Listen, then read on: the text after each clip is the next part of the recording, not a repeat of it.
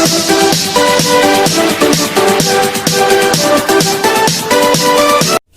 Friends, welcome back to my YouTube channel RSL rising learning king star, जहां हम मस्ती से पढ़ाएंगे और आप मस्ती से पढ़ेंगे। तो भाई एक लंबे टाइम के बाद टेंस कंप्लीट हो गया। फाइनली हम टेंस बिल्कुल कंप्लीटली कंप्लीट कर चुके हैं। कोई भी अब टॉपिक नहीं छूटा है, हमने रिवीजन भी कर लिया है। तो आज हम स्टार्ट करने वाले 10 सेंटेंस, क्योंकि टेंस जब हम पढ़ा रहे थे ना, जब हम पढ़ रहे थे तो उसमें सेंटेंस का नाम कई जगह आ रहा था। कितने टाइप के सेंटेंस होते हैं, क्या होते हैं।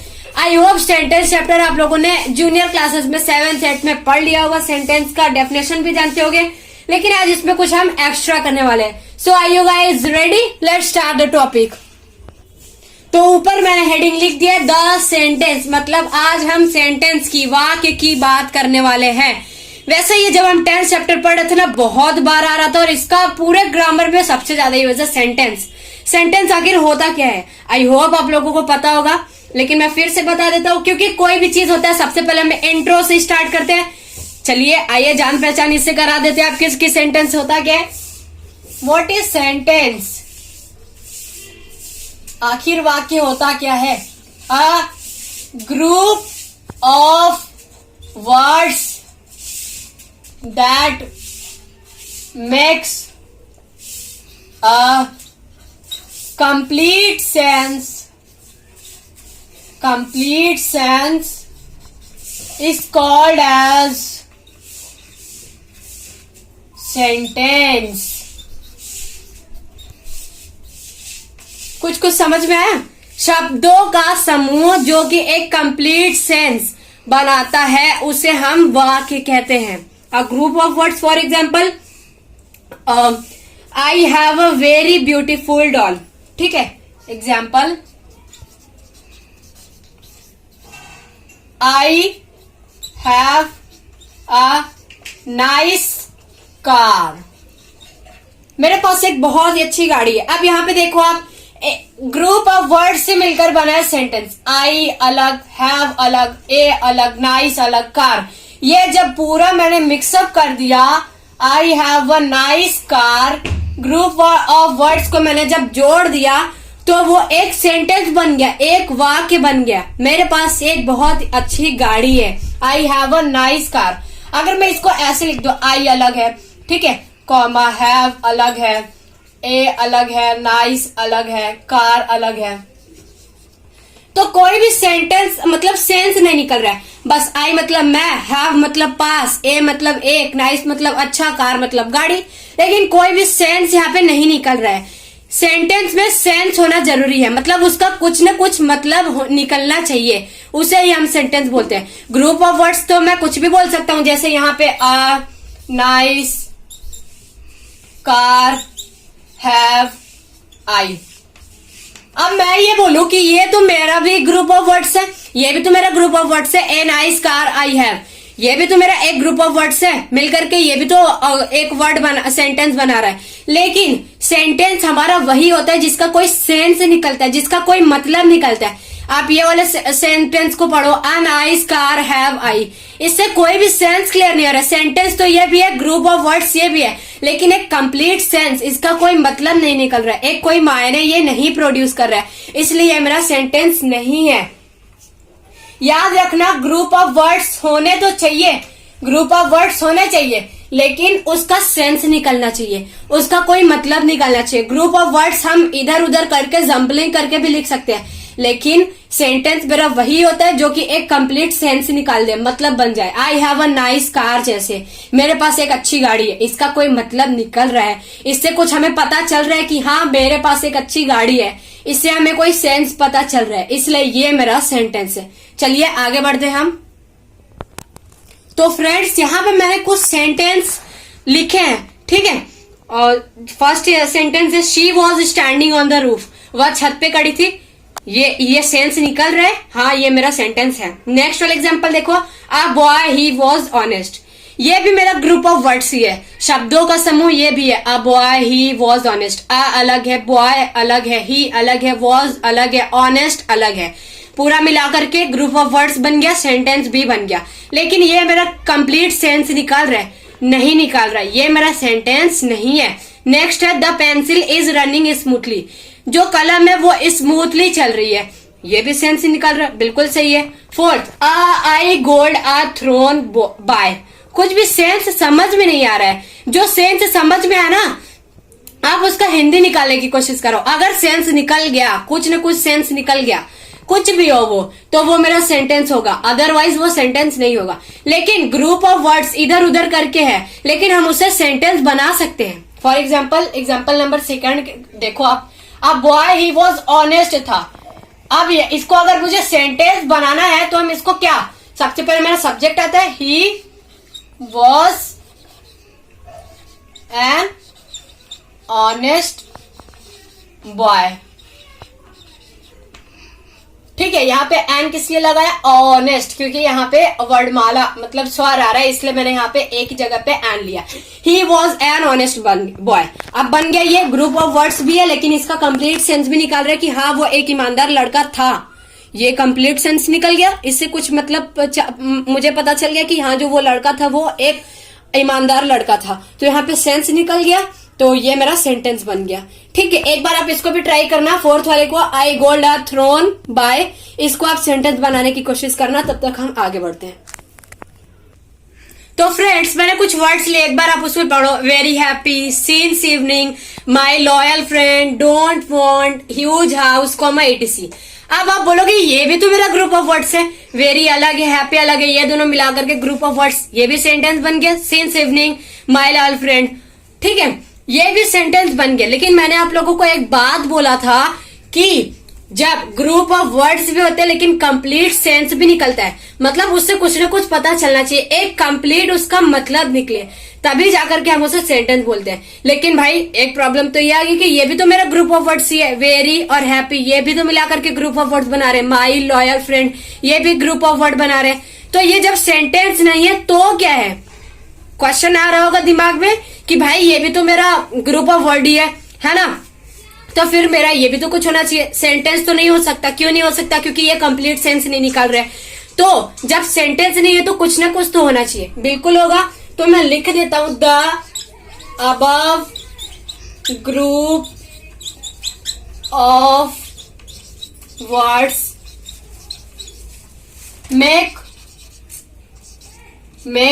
sense but not complete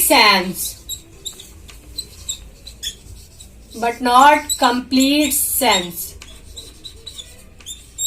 यही पता चल रहा है। वेरी हैप्पी, बहुत खुश, माई लॉयल फ्रेंड, मेरा वफादार दोस्त। यार ये कोई भी वफादार दोस्त नहीं होता है, लेकिन फिर भी मैंने माई लॉयल फ्रेंड लिख दिया है, माई लॉयल फ्रेंड। बट हाँ 100% में से 5% मिल भी जाते हैं। ठीक है, I have also loyal friend. The above group of words make sense but not complete sense. इन सब जब मैंने वर्ड्स को पढ़ा, वेरी हैप्पी बहुत खुश, सिंस इवनिंग शाम से, डोंट वांट नहीं चाहता, ह्यूज हाउस विशाल घर। ठीक है, ये भी तो जो है ये भी तो ग्रुप ऑफ वर्ड है, लेकिन ये भी तो सेंस निकाल रहे, बहुत ज्यादा खुश, नहीं चाहता, विशाल घर, ये भी सेंस निकाल रहे हैं, लेकिन कंप्लीट सेंस, पूरी तरीके से ये सेंस नहीं निकाल रहे। मतलब सेंस है इनके पास भी, मतलब इनका भी निकल रहा है, बहुत खुश है वो, लेकिन कंप्लीट सेंस, एक जो कंप्लीट सेंस होता है ना, पूरी तरीके से क्या मतलब निकल रहा है वो यहाँ पे मुझे नहीं दिख रहा है, तो मैंने बस वही लिख दिया। अब इनको हम क्या बोलेंगे, चलिए आइए देखते हैं। तो भाई जो अभी मैंने कुछ ग्रुप ऑफ वर्ड्स लिखे थे ना, very happy, my loyal friend, since evening, don't want, huge house, comma etc, ये वर्ड्स भी तो ग्रुप ऑफ वर्ड्स है, लेकिन उसे हम क्या बोल सकते हैं, वो सेंस तो निकाल रहे थे लेकिन एक कंप्लीट सेंस नहीं निकाल रहे थे, तो उन्हें हम सेंटेंस तो नहीं बोल सकते, क्योंकि सेंटेंस का डेफिनेशन था अ group of words that makes a complete sense, जो ग्रुप ऑफ वर्ड्स, शब्दों का समूह जो कंप्लीट सेंस निकाले। बट ये तो कंप्लीट सेंस निकाल ही नहीं रहे, तो इन्हें हम बोलते हैं फ्रेज। मतलब इसको हम कैसे डिफाइन कर सकते हैं, some group of words make sense, sense तो निकालते हैं but not complete sense. These are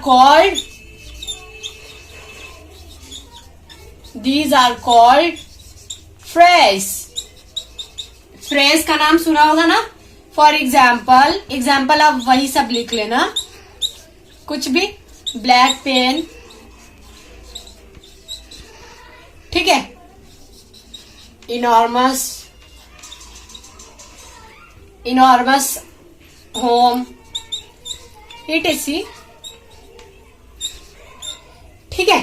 तो काला पेन सेंस तो निकाल रहा है, काला पेन है, लेकिन कंप्लीट सेंस नहीं निकाल रहा है, तो उसी को हम बोलते हैं फ्रेज। तो आई होप आप समझ में आ गया। ये वर्ड, ये नाम बहुत ही ज्यादा मैं सुनता था, मैं हमेशा अपने टीचर से पूछता था फ्रेज क्या होता है, फ्रेज क्या होता है। फिर जब मैं नेक्स्ट स्टैंडर्ड लेवल में गया तब मुझे पता चल गया कि फ्रेज क्या होता है और सेंटेंस क्या होता है। पहले मैं समझता था जो फ्रेज होता है वही सेंटेंस होता है, लेकिन अब मुझे समझ में आ गया कि फ्रेज और सेंटेंस बहुत अलग है। सेंटेंस ग्रुप ऑफ वर्ड्स होते हैं, फ्रेज भी ग्रुप ऑफ वर्ड्स होते हैं, लेकिन उन दोनों में डिफरेंस क्या होता है? सेंटेंस कंप्लीट सेंस निकालते हैं, लेकिन फ्रेज सेंस तो निकालते हैं लेकिन कंप्लीट सेंस नहीं निकालते। आई होप आप लोगों का भी क्लियर हो गया होगा। चलिए आगे बढ़ते हैं हम। तो फ्रेंड, जब आप हिंदी में मुहावरा का नाम सुना है, मुहावरे एवं लोकोक्तियां, हाँ, कुछ मुहावरे होते हैं जो कि हमारे बुजुर्ग दादा दादी भी यूज करते हैं। तो ऐसे इंग्लिश में आपने पढ़ा होगा आइडियम्स एंड फ्रेजेस, ठीक है। तो यहाँ पे कुछ फ्रेजेस, मतलब कुछ फ्रेजेस आपको याद भी करने होते हैं। तो फ्रेजेस तो बहुत ढेर सारे हैं, आई थिंक अनकाउंटेबल होंगे, तो पूरे तो मैं बता नहीं सकता। आप लोगों को नेट पे सर्च करो द फ्रेज, बहुत ढेर सारे फ्रेज आ जाएंगे। कुछ उसमें इंपॉर्टेंट फ्रेजेस होते हैं जो कि आपको याद करना होता है, तो कुछ मैंने ऐसे लिख दिए, ठीक है। एप्पल ऑफ वन साइज, मतलब इससे क्या पता चल रहा है? Apple of one size. अगर आप इसका हिंदी निकालना चाहोगे तो वो नहीं निकलेगा। सेब आंख, सेब का एक आंख, ये तो सेंस नहीं हो सकता ना भाई, क्योंकि ये मेरा फ्रेज है। फ्रेज कंप्लीट सेंस तो नहीं निकल रहा, लेकिन एक सेंस तो निकलना चाहिए, ठीक है। एप्पल ऑफ वन साइज, अगर इसको आप ऐसे देखोगे, जनरली इसको ट्रांसलेशन करने की कोशिश करोगे टेंस के अकॉर्डिंग, तो हम इसको नहीं कर सकते। कैसे? सेब का एक आंख, तो ऐसे तो हम कर नहीं सकते है ना, तो फिर इसका कुछ ना कुछ तो मीनिंग होगा। एप्पल ऑफ वन साइज, इसका होता है बहुत प्यारा, ठीक है। तो कुछ स्पेशल फ्रेजेस होते हैं जो कि आपको याद करने होते हैं। एप्पल ऑफ वन साइज, बहुत प्यारा। एट स्टेक, मतलब खतरे में। To beat about the bush, इधर उधर की हाँकना, जो बहुत ही ज्यादा फेंकू होते हैं, इधर उधर की हाँकते रहते हैं। आप में से कितने कमेंट सेक्शन में जरूर बताना। अ ब्लैक शीप, मतलब परिवार या समाज का गद्दार व्यक्ति। कुछ ऐसे स्पेशल फ्रेजेस होते हैं जो कि मुझे भी याद है, मुझे भी पूरे नहीं याद है, क्योंकि इतने ढेर सारे फ्रेजेस है, किसी को भी नहीं याद होंगे, बट हाँ हो भी सकते हैं। तो लेकिन इंपॉर्टेंट होता है कुछ फ्रेजेस, एंट्रेंस एग्जाम लेवल में पूछे भी जाते हैं कुछ फ्रेजेस, ठीक है। तो कुछ याद कर लेना, कुछ नेट से सर्च कर लेना, और कुछ मैंने लिखा दिए। टू कॉल अपॉन, उत्साहित करना, मतलब किसी को बहुत ही ज्यादा उत्साहित कर देना ताकि वो भड़क जाए, ऐसे करके होता है ना उत्साहित करना, टू कॉल अपॉन। तो ऐसे अगर आप सेंस इसका निकालना चाहोगे तो नहीं निकलेगा हिंदी के बेसिस पे, इंग्लिश तो हिंदी ट्रांसलेशन नहीं कर पाओगे, क्योंकि जो फ्रेज होते हैं वो इंग्लिश में, इंग्लिश ग्रामर में वो अलग से दिए गए होते हैं, उसका एक अलग ही सेंस निकलते हैं, ठीक है। एप्पल ऑफ वन साइज, बहुत प्यारा। एट स्टेक, खतरे में। To beat about the bush, इधर उधर की हाँकना। अ ब्लैक शीप, इसका अ ब्लैक मतलब ब्लैक वर्ड जहां पे भी आता है ना, तो गद्दारी, ये सब वर्ड ज्यादा सुनने को मिलता है। परिवार या समाज का गद्दार व्यक्ति।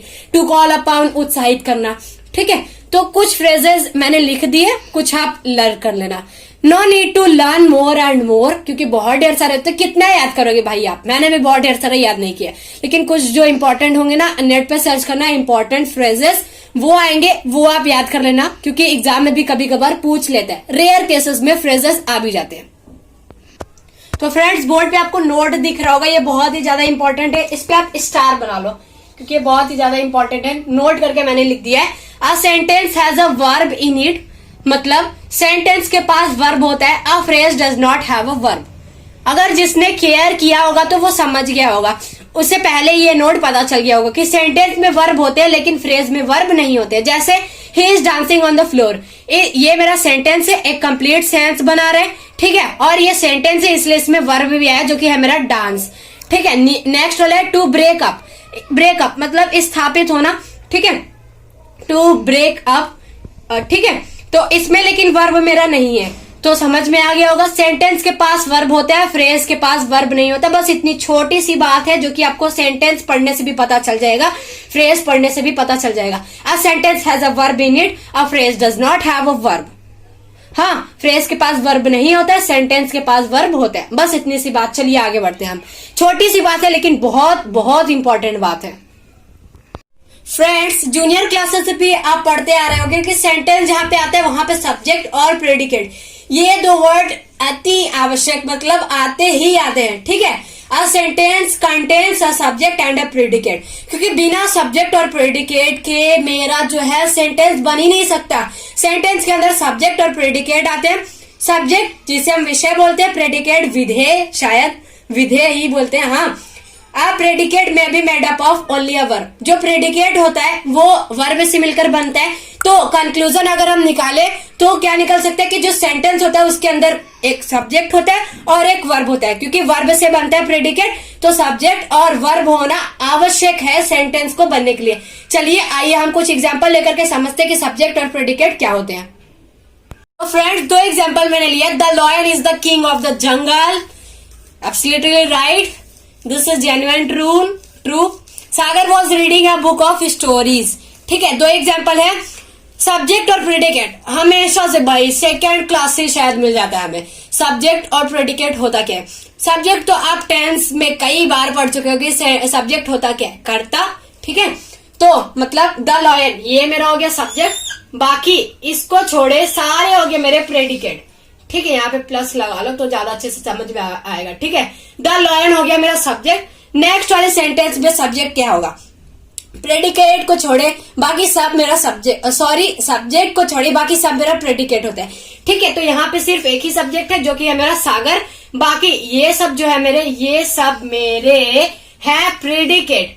ठीक है, तो सब्जेक्ट और प्रेडिकेट ज्यादा डीपली जाने की जरूरत नहीं है, क्योंकि ये तो बहुत ही ज्यादा सिंपल है और जूनियर क्लासेस से भी आपको मिलते आ रहा है। सब्जेक्ट कर्ता, ठीक है, जिसके बारे में बताया जाए, और प्रेडिकेट सब्जेक्ट को छोड़े बाकी सब मेरा प्रेडिकेट होता है। जैसे फर्स्ट वाले सेंटेंस में शेर के बारे में बताया जा रहा है कि शेर जो है वो जंगल का राजा है। ठीक है, तो उसमें शेर के बारे में बताया गया, इसलिए द लॉयन मेरा सब्जेक्ट हो गया।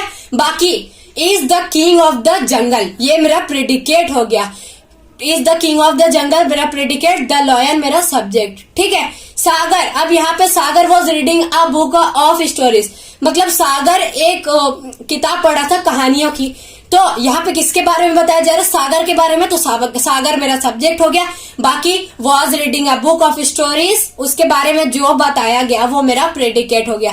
प्रेडिकेट वाले को आप डॉट डॉट कर लो तो ज्यादा अच्छे से समझ में आ जाएगा। ठीक है, मतलब द लॉयन मेरा सब्जेक्ट हो गया और is the king of the jungle dotted जो है वो मेरा हो गया predicate. Was reading a book of stories ये मेरा हो गया प्रेडिकेट।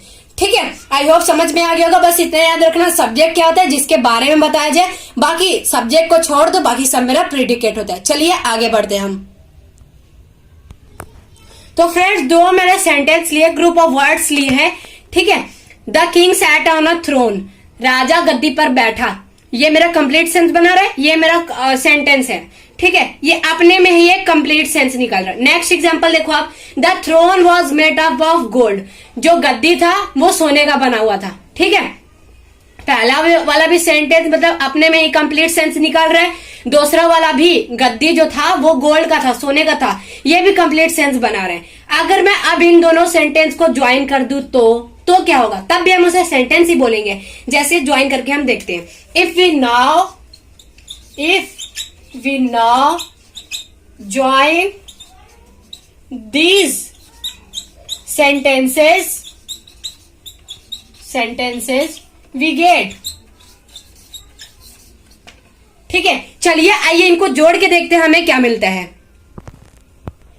तो फ्रेंड्स, हमने जब सेंटेंस को जोड़ा, पहला सेंटेंस का क्या था? The king sat on a throne. ठीक है, the throne was made up of gold, ये दूसरा सेंटेंस था। ठीक है, अब मैंने एंड लगा के उन दोनों को जोड़ दिया, the king sat on a throne and the throne was made up of gold. दोनों सेंटेंस वही है, बस मैंने एंड लगा करके दोनों को कंबाइन कर दिया, मतलब कनेक्टर का यूज करके दोनों सेंटेंस को मिला दिया। अब ये जो सेंटेंस है वो पार्ट ऑफ लॉन्गर सेंटेंस बन गया है। Since the two sentences have become parts of a larger sentence. भाई राइटिंग थोड़ी घिसी पिटी है, समझ जाना, प्रॉब्लम है। Become parts of a larger sentence, ठीक है। Now we don't call them sentence, we don't call them sentence, ठीक है। अब जब मैंने इन दोनों सेंटेंस को ज्वाइन कर दिया, the king sat on a throne and the throne was made up of gold, ये कुछ ज्यादा ही लंबा सेंटेंस हो गया। जब मैंने इन दोनों सेंटेंस को जोड़ दिया तो वो लार्जर सेंटेंस का पार्ट बन गए। अब हम उन्हें सेंटेंस नहीं कह सकते हैं, ठीक है। अगर हम उन्हें सेंटेंस नहीं बोल सकते तो क्या बोल सकते हैं, उनका कुछ न कुछ तो नाम होगा भाई। We don't call them sentence. अब हम इस लंबे वाले सेंटेंस को पहले तो ये मेरा the king sat on a throne, राजा गद्दी पर बैठा, यहां तक तो मेरा सेंटेंस था, ठीक है। फुल स्टॉप लगा दो फिलहाल के लिए, ठीक है। राजा गद्दी पर बैठा, वो मेरा फुल स्टॉप लगा करके हमने उसे सेंटेंस बना दिया। और फिर यहाँ पे the throne was made of gold, ये दोनों अलग अलग सेंटेंस थे। लेकिन जब मैंने एंड लगा दिया, एंड लगा करके दोनों को जोड़ दिया, the king sat on a throne and the throne was made up of gold, राजा गद्दी पर बैठा और जो गद्दी था वो सोने का बना हुआ था। अब मैंने जब इन दोनों सेंटेंस को जोड़ दिया तो ये अब लार्जर सेंटेंस के पार्ट बन गए। अब हम इन्हें सेंटेंस नहीं बोल सकते, पहले सेंटेंस बोल सकते थे लेकिन जुटने के बाद अब हम इन्हें सेंटेंस नहीं बोल सकते। अब हम इन्हें बोलेंगे क्या, अब हम बोलेंगे इन्हें clauses. We don't call them sentence any longer. अब हम इन्हें सेंटेंस नहीं बुला सकते, वी कॉल देम, अब हम उन्हें बुलाएंगे क्लॉजेज, ठीक है। थोड़ा सफिशिएंट स्पेस था इसलिए मैंने लिख दिया CLAUSES, क्लॉजेस। अब हम उन्हें क्लॉजेस बुलाएंगे। मतलब जब सेंटेंस लंबा हो जाए, मतलब जो सेंटेंस हो वो पार्ट बन जाए लार्जर सेंटेंस का, मतलब बड़े सेंटेंस का पार्ट बन जाए, तो हम उन्हें सेंटेंस नहीं बुला सकते, फिर हम उन्हें बुलाते हैं क्लॉजेस, ठीक है। चलिए देखते हैं क्या होते हैं क्लॉजेस, ठीक है friends. When two sentences become parts of larger sentence, we don't call them sentence, they are called as clauses. जब दो सेंटेंस पार्ट बन जाते हैं, हिस्सा बन जाते हैं लार्जर सेंटेंस का, जब हम उन्हें जोड़ देते हैं किस कनेक्टर से या फिर किसी से भी, जब दो सेंटेंस मिल जाते हैं, आपस में जुड़ जाते हैं और वो लार्जर सेंटेंस का पार्ट बन जाते हैं, फिर हम उन्हें सेंटेंस नहीं बुला सकते हैं, उन्हें हम बुलाते हैं क्लॉजेज, ठीक है। यही होता है क्लॉजेज, बहुत ही ज्यादा सिंपल। जब कोई भी सेंटेंस बहुत ही ज्यादा लंबा हो जाता है, मतलब पार्ट बन जाता है लार्जर सेंटेंस का, फिर हम उन्हें क्लॉजेज बुलाते हैं, ठीक है। चलिए आगे बढ़ते हैं हम। तो फ्रेंड्स आई होप एग्जाम्पल की जरूरत नहीं होगी, फिर पे एग्जाम्पल ले लो आप। The party will be held when the sun sets, जब सूर्य डूबेगा तब पार्टी होगी, ठीक है। तो पहले तो यहाँ पे दो सेंटेंस बन रहे, the party will be held, पहले तो ये अपने में एक कंप्लीट सेंस बना लिया, व्हेन द सन सेट्स, जब सूर्य डूबता है, ठीक है। तो ये दो अलग अलग सेंटेंस थे लेकिन इनको ऐड कर दिया गया, फिर ये बिकम पार्ट बन गए लार्जर सेंटेंस के, फिर अब हम उन्हें सेंटेंस नहीं बुला सकते। अब ये हो गया हमारे क्लॉजेज।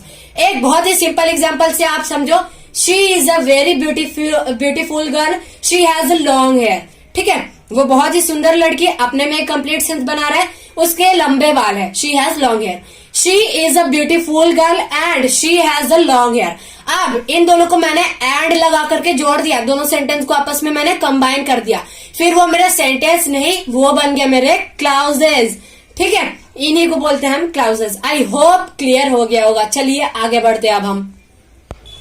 अब भाई दोबारा से आप आ जाओ सेंटेंस की तरफ, ठीक है, क्योंकि सेंटेंस का ही बहुत बड़ा रोल था हमारे टेंस में, बार बार सेंटेंस वर्ड आ रहा था, ठीक है। तो फिर से एक बार आप सेंटेंस की तरफ आ जाओ। काइंड्स ऑफ सेंटेंस, अब हमने जान तो लिया कि सेंटेंस कहते हैं a group of words that make a complete sense is called a sentence. वर्डों का समूह, मतलब वर्ड्स का ग्रुप जो कि एक कंप्लीट सेंस बनाते हैं, तो उसे हम सेंटेंस बोलते हैं, वाक्य बोलते हैं। अब वाक्य के कितने प्रकार होते हैं, वैसे सेंटेंस के तो कई प्रकार होते हैं, लेकिन मेनली 4 पार्ट्स होते हैं, ठीक है। वो 4 काइंड्स है, there are 4 kinds of sentence. वैसे सेंटेंस के तो कई प्रकार होते हैं, कुछ लोग 5 बताते हैं, कुछ लोग 6, कुछ लोग और ज्यादा, कुछ लोग कम बताते हैं, लेकिन mainly there are 4 kinds of sentence. ठीक है, पर्सन टू पर्सन चेंज होता रहता है भाई, कोई नेगेटिव सेंटेंस उसमें इंक्लूड कर देता, बढ़ा देता है। ठीक है, लेकिन हमको यहाँ पे 4 काइंड ऑफ सेंटेंस के बारे में पढ़ना है, जो कि बहुत ही ज्यादा इंपॉर्टेंट है। चलिए बारी बारी करके आइए देखते हैं कितने काइंड्स ऑफ सेंटेंस हो गए। ये तो पता चल गया 4 प्रकार के होते हैं। अब वो 4 प्रकार कौन से हैं उनको डीपली में हम जानते हैं। तो फ्रेंड्स, पहला काइंड है मेरा सेंटेंस का असर्टिव, या फिर जिसे हम डिक्लेरेटिव सेंटेंस भी बोलते हैं। अब असर्टिव या फिर डिक्लेरेटिव सेंटेंस क्या होते हैं, चलिए देखते हैं। आई एम असर्टिव और डिक्लेरेटिव सेंटेंस सेज और स्टेट्स समथिंग। ठीक है, असर्टिव और डिक्लेरेटिव सेंटेंस क्या होते हैं, जो कि कुछ बोलते हैं, बताते हैं, या फिर किसी चीज के बारे में स्टेट करते हैं, मतलब उनके बारे में, कुछ चीजों के बारे में बताते हैं। सिंपली असर्टिव और डिक्लेरेटिव। लेकिन जो स्टेट होता है, स्टेटमेंट, वो नेगेटिव भी हो सकता है। ठीक है, चलिए देखते हैं कुछ इसके एग्जाम्पल्स। उससे पहले आप स्क्रीनशॉट ले लो कि असर्टिव और डिक्लेरेटिव सेंटेंस होता क्या है। एन असर्टिव और डिक्लेरेटिव सेंटेंस सेज और स्टेट समथिंग। बहुत ही ज्यादा लंबा भाषण नहीं लिखूंगा, बिल्कुल शॉर्ट में। एन असर्टिव और डिक्लेरेटिव सेंटेंस सेज, कुछ बोलते हैं या फिर किसी चीज के बारे में स्टेट करते हैं, बताते हैं। ठीक है, तो फ्रेंड्स एग्जाम्पल मैंने क्या लिया है, the sun rises in the east. जो सूर्य होता है वो पूरब में उगता है। ठीक है, the sun rises in the east, ये जो सेंटेंस है वो मेरा कुछ बयां कर रहे हैं, मतलब कुछ बता रहा है हमें कि जो सूर्य होता है वो पूरब में उगता है। तो ये एक स्टेटमेंट हो गया। नेक्स्ट एग्जांपल है, my cousin does not live in Delhi. मेरा जो कजिन है वो दिल्ली में नहीं रहता है। ये भी मेरा एक स्टेटमेंट ही है। तो नेक्स्ट वाले एग्जांपल में आप देखो, मतलब पहला वाला एग्जांपल मेरा अफर्मेटिव था, मतलब वो मेरा साधारण वाक्य था, सिंपल वाक्य था। लेकिन नीचे वाला जो मेरा एग्जांपल है वो मेरा नेगेटिव है। मतलब इससे आप कंक्लूड कर सकते हो, मतलब इससे एक रिजल्ट निकल सकता है कि ए स्टेटमेंट कैन बी सिंपल, मतलब अफर्मेटिव और नेगेटिव। मतलब असर्टिव या फिर डिक्लेरेटिव सेंटेंस के अंदर ही हमारा अफर्मेटिव सेंटेंस और नेगेटिव सेंटेंस आता है, लेकिन इंट्रोगेटिव अलग है। ठीक है, फिलहाल आप इतना जानो कि एक स्टेटमेंट जो होता है वो सिंपल भी हो सकता है और नेगेटिव भी हो सकता है। इसलिए मैंने 2 अलग अलग एग्जांपल लेकर के बताया, ताकि आपका क्लियर हो जाए कि स्टेटमेंट मेरा सिर्फ पॉजिटिव ही नहीं हो सकता है, वो नेगेटिव भी हो सकता है। ठीक है, तो असर्टिव और डिक्लेरेटिव सेंटेंस क्लियर हो गया कि असर्टिव और डिक्लेरेटिव सेंटेंस कुछ हमें बताते हैं कि किसी चीज के बारे में स्टेटमेंट बताते हैं। ठीक है, the sun rises in the east, ये मेरा अफर्मेटिव, मतलब ये मेरा पॉजिटिव स्टेटमेंट था। Next, my cousin does not live in Delhi, मेरा जो कजिन वो दिल्ली में नहीं रहता, ये मेरा नेगेटिव सेंटेंस है, जो कि मेरा असर्टिव या फिर डिक्लेरेटिव सेंटेंस ही हम उसे बोलेंगे। भाई असर्टिव या फिर डिक्लेरेटिव सेंटेंस के अंदर अफर्मेटिव सेंटेंस भी आ गया, नेगेटिव सेंटेंस भी आ गया, लेकिन इंट्रोगेटिव सेंटेंस कहाँ गया उसको हम अलग से पढ़ेंगे। इंट्रोगेटिव सेंटेंस, इंट्रोगेटिव मतलब यहाँ पे तो क्वेश्चन पुट अप होना ही है, तो इसका सिंपल डेफिनेशन आप लोग लिख लो। An interrogative sentence ask a question. इसलिए मैंने वहां पे ब्रैकेट में लिख भी दिया है कि जहां पे भी क्वेश्चन की बात आए तो वहां पे मेरा इंट्रोगेटिव सेंटेंस ही है। ठीक है, for example who will help you, तुम्हारी कौन सहायता करेगा। ठीक है, हु विल हेल्प यू, तुम्हारी कौन सहायता करेगा, क्वेश्चन ही पूछा जा रहा है। और एक बात आप हमेशा याद रखना कि इंट्रोगेटिव सेंटेंस कहीं भी आएगा तो वहां पे चाहे वो इंट्रोगेटिव प्लस नेगेटिव सेंटेंस ही क्यों ना हो, लेकिन इंट्रोगेटिव तो है ना उसमें, उसको छोड़ो भाई। यहाँ पे देखो, इंट्रोगेटिव सेंटेंस जब भी आएगा तो वहां पे क्वेश्चन मार्क आना अनिवार्य है और आपका लगाना भी अनिवार्य है। अगर इंट्रोगेटिव सेंटेंस है, वहां पे क्वेश्चन पुटअप किया जा रहा है, तो ये जो क्वेश्चन मार्क है ना, इसको लगाना मत भूलना, क्योंकि इससे बहुत नंबर कट जाते हैं, मेरे भी कटे भाई। तो इसलिए बड़े दुख के साथ कहना पड़ रहा है कि आप ये गलती मत करना, ये याद रखना है ये भाई कि क्वेश्चन मार्क लगाना ही लगाना है, कंपलसरी है। एक और example, do you go for a walk daily, यहाँ पे भी क्वेश्चन मार्क लगा दो। अब इंट्रोगेटिव सेंटेंस मेरा क्वेश्चन वर्ड से भी स्टार्ट हो सकता है, जैसे हु, व्हेन, हाउ, ये सब से भी स्टार्ट हो सकता है, लेकिन हेल्पिंग वर्ब से भी स्टार्ट हो सकता है, लेकिन उससे भी हम इंट्रोगेटिव सेंटेंस ही बोलेंगे। जैसे do you go for a walk daily, ये भी मेरा इंट्रोगेटिव सेंटेंस ही है। लास्ट में मैंने क्वेश्चन मार्क भी लगाया है, तो क्वेश्चन मार्क लगाना ना भूले। तो इंट्रोगेटिव सेंटेंस क्वेश्चन वर्ड से भी स्टार्ट हो सकते हैं, जैसे हु, व्हेन, हाउ, और हेल्पिंग वर्ब से भी स्टार्ट हो सकता है। ठीक है, चलिए आइए थर्ड सेंटेंस की तरफ बढ़ते हैं। Imperative sentence. इंपरेटिव सेंटेंस का नाम आपने सुना होगा। जितने भी मैं काइंड्स ऑफ सेंटेंस बता रहा हूँ ये पहले भी आप पढ़ चुके हो, ठीक है, लेकिन मैं बस एक तरह से रिवीजन कर रहा हूँ, तो क्या ताकि आगे जो टॉपिक है हमारा उसमें आपको दिक्कत ना हो। थर्ड टॉपिक है, थर्ड टाइप ऑफ सेंटेंस है इंपरेटिव सेंटेंस। ब्रैकेट में मैंने लिख दिया, इसमें कमांड्स, रिक्वेस्ट, एडवाइस आते हैं, ठीक है, और भी कुछ आ सकते हैं, सलाह, रिक्वेस्ट, ये सब आते हैं, ठीक है। तो इसको आप डिफाइन कैसे करोगे? An imperative sentence gives an order, request, command, advice। यहां पे कंसिस्ट ऑफ कर लो तो ज्यादा बेटर होगा। एन इम्परेटिव सेंटेंस कंसिस्ट मतलब इसके अंदर आते हैं consist of an order, request, command, advice, etc।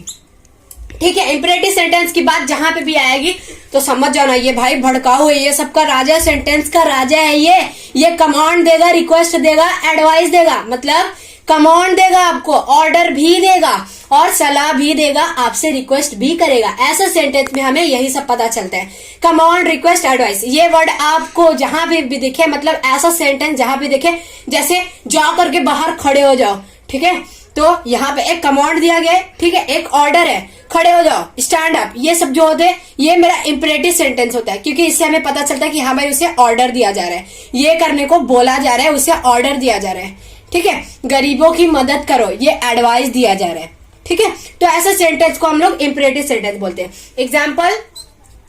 Example तो मैंने दे ही दिया भाई। डेली आप लोगों को क्लास में टीचर बोलती है स्टैंड अप, सिट डाउन, ठीक है, ये सब कमांड ही तो है। ऑलवेज टेल द ट्रूथ, हमेशा सच बोलो। कौन बोलता है भाई? ऑलवेज टेल द ट्रूथ, हमेशा सच बोलो, ठीक है। ये एडवाइस दिया जा रहा है, सलाह दिया जा रहा है किसी नेक्स्ट पर्सन को कि हमेशा सच बोला करो, ठीक है। Please listen to the teacher, ये सब जो होता है, ये यहाँ प्लीज जहां पे भी वर्ड आ जाए ना तो समझ जाना वो मेरा रिक्वेस्ट होता है। प्लीज लिसन द टीचर, ठीक है। ऑलवेज टेल द ट्रूथ, ये सब जो है मेरा इंपरेटिव सेंटेंस का ही तो एग्जाम्पल है ना। अब बहुत ढेर सारे एग्जाम्पल होते हैं, कितना एग्जाम्पल मैं बताऊंगा, उसमें बस कमांड, रिक्वेस्ट, एडवाइस, यही सब आते हैं, ठीक है। चलिए आगे बढ़ते हैं हम। Exclamatory sentence and optative sentence. Optative मतलब इच्छा सूचक, इसमें विशेष आएंगी, ठीक है। एक्सक्लामेटरी सेंटेंस क्या होता है? A sentence which expresses some strong और sudden feeling is called an exclamatory sentence. जिससे हमें हैरानी हो या फिर किसी का फीलिंग का पता चले कि वो क्या महसूस करते हैं, ठीक है, तो वो मेरा एक्सक्लामेटरी सेंटेंस होता है। डेफिनेशन को छोड़ो, बस ये जो साइन दिखे ना आपको, साइन मार्क ऑफ एक्सक्लामेशन, ठीक है, तो आप समझ जाना वो मेरा एक्सक्लामेटरी सेंटेंस है। और ऑप्टेटिव सेंटेंस हमेशा, ऑप्टेटिव सेंटेंस में भी एक्सक्लामेशन साइन मिलता है हमें, ठीक है, लेकिन ऑप्टेटिव सेंटेंस हमेशा में या फिर वुड से स्टार्ट होते हैं और मार्क ऑफ एक्सक्लामेशन पे जाकर खत्म होते हैं। लेकिन एक्सक्लामेटरी सेंटेंस हमारा एक्सक्लामेटरी वर्ड से भी स्टार्ट हो सकता है, ठीक है, जैसे हुर्रा, ब्रावो, ये सब जो वर्ड्स होते हैं ना वो मेरा एक्सक्लामेटरी सेंटेंस में ही हम यूज कर सकते हैं, ठीक है। हुर्रा, ब्रावो, हुर्रा के बाद हम एक्सक्लामेशन साइन लगाएंगे, ब्रावो के बाद ओह, ठीक है, hurrah we have got the victory, how beautiful the building looks, ये लास्ट में जाकर के लगेगा एक्सक्लामेशन साइन, ठीक है। एक्सक्लामेटरी सेंटेंस वही होता है जो कि किसी की फीलिंग को व्यक्त करे, चाहे वो स्ट्रॉन्ग फीलिंग हो या फिर सडन फीलिंग हो, किसी भी प्रकार की फीलिंग हो, बस वो हमें देखने को मिले, उसे हम बोलते हैं एक्सक्लामेटरी सेंटेंस। 2-3 एग्जांपल देख लेते हैं। तो फ्रेंड्स, एक्सक्लेमेटरी सेंटेंस अधिकतर एक्सक्लेमेटरी वर्ड से स्टार्ट होता है, जैसे ब्रेवो, एलास, हुर्रा, ओ, आउच, ये सभी होते हैं एक्सक्लेमेटरी सेंटेंस से स्टार्ट होते हैं। जैसे फर्स्ट एग्जांपल है ब्रेवो, वेल डन बॉयज, ठीक है, शाबाश, ठीक है। एलास मतलब जहां पे दुख व्यक्त हो, शी इज नो मोर, वो अब नहीं रही, टपक गई भाई, मर गई। एलास शी इज नो मोर, यहाँ पे कौन सा फीलिंग व्यक्त किया जा रहा है, किसी का मतलब सैडनेस दिखाया जा रहा है। तो हमें एक्सक्लेमेटरी वर्ड सेंटेंस से यही पता चलता है, उसके फीलिंग को हम समझ पाते हैं। ब्रेवो मतलब वेल डन बॉयज, यहाँ पे खुशी व्यक्त की जा रही है। मे आवर टीचर लीव लॉन्ग, ठीक है। ऑप्टेटिव सेंटेंस मैंने बोला था इच्छा सूचक, मतलब वहां पे अपना इच्छा रखा जाता है। मैं मना रहा हूं कि मेरे टीचर मतलब अधिकतर जिए, ठीक है। मे आवर टीचर लीव लॉन्ग, यहाँ पे विशेष की जा रही है, ब्लेसिंग्स दी जा रही है, ठीक है। मतलब मेरे अंदर की कामना है, ये मेरी इच्छा है कि मेरे जो टीचर है वो लंबी उम्र तक जिए, ठीक है। तो एक्सक्लेमेटरी सेंटेंस हमेशा एक्सक्लेमेटरी वर्ड से स्टार्ट होता है, सॉरी हमेशा नहीं, रेयर केसेस में। और एक्सक्लेमेशन साइन जो है ये जरूर मिलता है। और ऑप्टेटिव सेंटेंस में इच्छा दिखाया जाता है, और सेंटेंस के लास्ट में हमारा ये जो होता है एक्सक्लेमेशन साइन मिलता है। Exclamatory and optative sentence, I hope clear हो गया होगा, ठीक है। यहाँ पे मैं कुछ बातें बता देता हूँ। रूल्स क्या होते हैं, A sentence begins with a capital letter। बहुत ही पॉइंट वाली बात है कि जो सेंटेंस मेरा होता है ना, वो हमेशा कैपिटल लेटर से स्टार्ट होता है। यहाँ पे मैं ब्रेवो बी स्मॉल नहीं लिख सकता, अगर बी स्मॉल लिख दिया तो ये मेरा सेंटेंस गलत हो जाएगा, क्योंकि भाई एक ओबीडियंट स्टूडेंट हो आप, आपको रूल पता है कि जो मेरा सेंटेंस होता है वो हमेशा कैपिटल लेटर से ही स्टार्ट होता है। और सेंटेंस के लास्ट में फुल स्टॉप लगाना मत भूलिएगा, ठीक है। वैसे कुछ सेंटेंस में हम क्वेश्चन मार्क भी ऐड करते हैं, एक्सक्लेमेटरी साइन भी हमें देखने को मिलता है, लेकिन जहां पे आपको फुल स्टॉप लगाना है, आप खुद ही समझदार हो, जहां पे फुल स्टॉप लगाना है वहां पे फुल स्टॉप लगाओ, ठीक है। एक बार चलिए इसका एक बार समरी देख लेते हैं पूरे सेंटेंस चैप्टर का। तो फ्रेंड्स 10 सेंटेंस चैप्टर का एक बार समरी देख लेते हैं, और डिटेल में नहीं, छोटे छोटे पॉइंट्स मतलब सारांश की तरह कहानी के रूप में हम देख लेते हैं कि आज हमने क्या क्या कवर किया, क्या क्या पढ़ा, सेंटेंस के बारे में क्या क्या जाना। Sentence a group of words that makes a complete sense is called a sentence. शब्दों का समूह जो कि एक कंप्लीट सेंस बनाता है उसे हम सेंटेंस बोलते हैं। जैसे this is a rose garden. Phrase क्या होता है, आज हमने फ्रेज भी जाना क्या होता है। Some group of words make sense but not complete sense, these are called as phrases. वो ग्रुप ऑफ वर्ड्स जो कि सेंस तो बनाते हैं लेकिन कंप्लीट सेंस नहीं बनाते, हम उसे फ्रेज बोलते हैं। For example very happy, my loyal friend, ठीक है, ऐसे करके। और सेंटेंस के अंदर हमें सब्जेक्ट और प्रेडिकेट देखने को मिलते हैं। सब्जेक्ट जिसके बारे में बताया जाता है, बाकी प्रेडिकेट, सब्जेक्ट को छोड़े बाकी सब प्रेडिकेट। सब्जेक्ट मतलब विषय, प्रेडिकेट मतलब विधेय। जैसे मैंने एग्जांपल दिया था, the lion is the king of the jungle. The lion, यहाँ पे लॉयन के बारे में बताया जा रहा है कि जो लॉयन है वो जंगल का शेर है, ठीक है, सॉरी जंगल का राजा है, ठीक है। तो यहाँ पे लॉयन के बारे में बताया जा रहा है, तो लॉयन मेरा सब्जेक्ट हो गया, is the king of the जंगल जो बताया जा रहा है वो मेरा प्रेडिकेट हो गया। क्लॉज हमने जाना, जब दो सेंटेंस को हम किसी से भी मान लो कनेक्टर से जोड़ देते हैं, एंड लगा करके जोड़ देते हैं, या फिर वेन किसी से भी जोड़ देते हैं और वो सेंटेंस लंबा हो जाता है, मतलब पार्ट बन जाता है लार्जर सेंटेंस का, फिर हम उसे सेंटेंस नहीं बुलाते हैं, फिर हम उसे बुलाते हैं क्या, क्लाउजेस बुलाते हैं। अब फिर हमने जाना kinds of sentence. Kinds of sentence generally हमने 4 पढ़े। There are 4 kinds of sentence. Number first assertive या फिर डेक्लेरेटिव सेंटेंस, जो कि कुछ बताते हैं, किसी चीज के बारे में स्टेटमेंट देते हैं। Example the sun rises in the east, मैंने आप लोगों को एग्जाम्पल दिया था, ठीक है। और फिर नेक्स्ट मेरा आता है इंट्रोगेटिव सेंटेंस नंबर 2 पे। इंट्रोगेटिव सेंटेंस में हमेशा क्वेश्चन पूछा जाता है और क्वेश्चन मार्क इंक्लूड करना अति आवश्यक है। For example when will you go tomorrow, ठीक है, तुम कल कब जाओगे, ठीक है। इंपरेटिव सेंटेंस जैसे उसमें कमांड, रिक्वेस्ट, एडवाइस, ये सब हमें देखने को मिलते हैं। An imperative sentence consist of an order, advice, request, command etc, ठीक है। For example please listen to the teacher, ऐसा कुछ करके मैंने एग्जाम्पल आप लोगों को दिया था, ठीक है। किसी के फीलिंग्स के बारे में पता चले, चाहे वो फीलिंग दुख भरी हो या फिर खुशी की हो, कोई भी फीलिंग हो पता चले, वहां पे एक्सक्लेमेटरी सेंटेंस। एक्सक्लेमेटरी सेंटेंस का साइन था मार्क ऑफ एक्सक्लेमेशन, ठीक है, ये लगाना मत भूलिएगा। और फिर लास्ट में हमने रूल्स जाने की सेंटेंस जो होता है वो हमेशा कैपिटल लेटर से स्टार्ट होता है, और जहां पे आवश्यक होता है सेंटेंस के लास्ट में हमें फुल स्टॉप लगाना अनिवार्य है। यहीं पे हमारा सेंटेंस चैप्टर कंप्लीट होता है। मिलते हैं नेक्स्ट एपिसोड में, तब तक के लिए bye, have a great day, thanks for watching my video.